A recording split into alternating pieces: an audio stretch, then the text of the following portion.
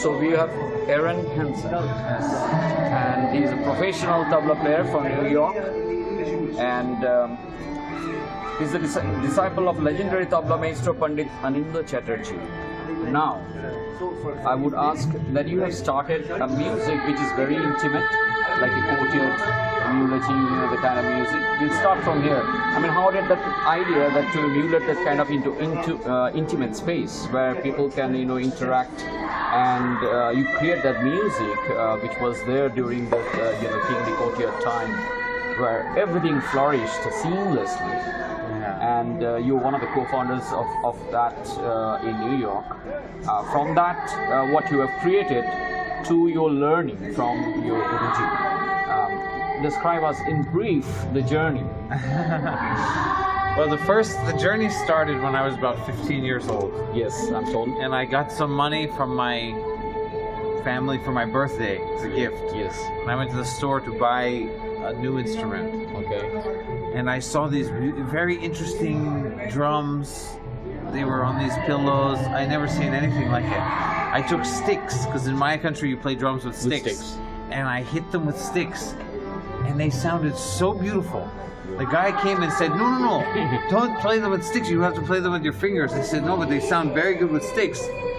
How much are they? Well, how much is this one? How much is that one? He said, no, it's 2 for the price of 1. So I said, really? And I bought them. And I took them home and played them with sticks. Maybe 2 months later, 3 months later, I heard this blank cassette. Back then we had cassettes. Yes. This was which year? Recall? 95. Yes. Okay, cassettes. Yeah. And there was no label, and it was a mixed cassette, different types of recordings. Someone made it from different places, different things. And there was this drumming sound. And I put the sound, and they said, and then, Gopada, Ashi, Sure, please. Ashi, thank you. Yeah. So, I thought maybe it's an orchestra.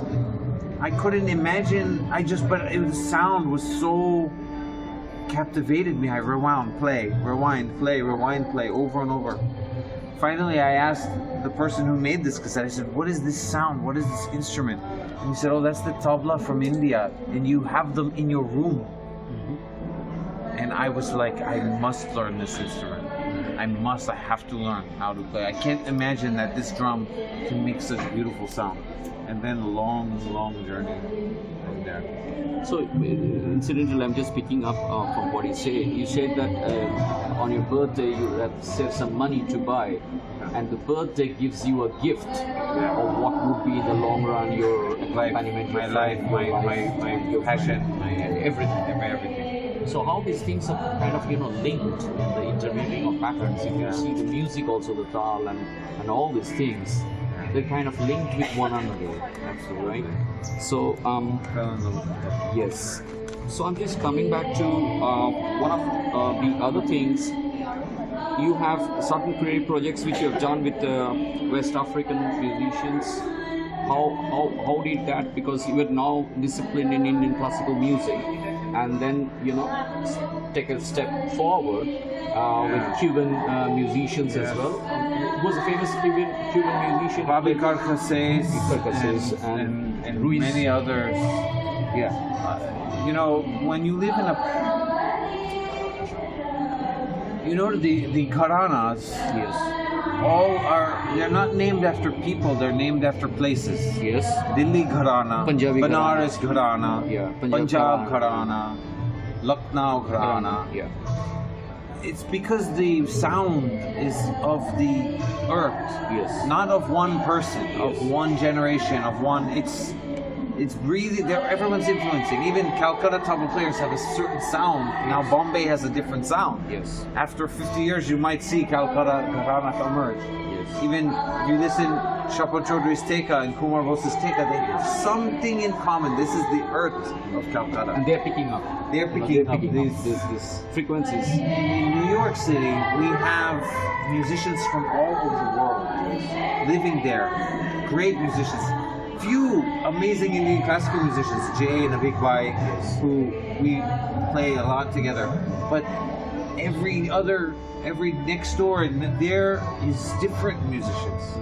So we have to make music with everyone who is around us. This is the music wants to be like that. Yes. Automatically, this earth that I'm living in New York, it just happens that we make music and collaborate with different styles. Indian classical music is my passion, and then whatever I can bring, whatever I learned from my Guruji. My Guruji is very open, Maestro Anindo Chatterjee. If you put him with any instrument, he will just make music free. This is the beauty of Indian classical music, is it's open and it's improvised. So when I'm with another artist and they play something different, like we have to think of something. Some teka is there for that situation. Yes. And also the fact that, post-pandemic, we've been living in New York, we have seen certain horrific things happen to the world in the last 2-3 years. And after that, when music is coming back, it is definitely coming back with a kind of a message to integrate everyone. Because there's so much of hatred at this point of time. And music is something which is without any barriers. It can unite people to people contact and action. Amen. Yes. Amen. Yes. It brings people together from anywhere in the world. And this music from, like you said, from the courts of India. Yes. It touched my heart. I didn't know it was even from India. Yes. I wasn't thinking, where's this? The music took me here. এখন বাংলা বলতে পারি, মাছ মাংস রান্না করতে পারি। গুরুজি যখন বাড়িতে থাকেন, মেজাজ মাছ মাংস ভাত ডাল ভাত না খেলে মেজাজ পাবে কোথায়? So now you have understood Lord Shiva. Music makes you do these things, and it brings people together. Love. What are the favorite places here in India you have traveled to? Varanasi. I mean, Kolkata is my most favorite because I love. It accommodates everyone. I love this place. It's also called the city of joy. Yes, it is the city of joy. But I love, India's. I have seen only one sliver, but it's just so beautiful. Every place I've gone, Banaras, Mumbai, Himalaya, Kerala, Orissa. Each and every place has its own identity. Yeah, it's like going to. It's like Rajasthan. It's a different Rajasthan. It's like going to another country. Different food, different mejaj. You were trying to be a chef, no? Is it? No, I love to cook. I love to cook. I cook for my friends and for my family. I worked in restaurants. Oh. Before I was playing tabla and made Vusi, which is my project to unite people everywhere with music. Could you explain Vusi a little bit for the viewers here? Yeah, this world is.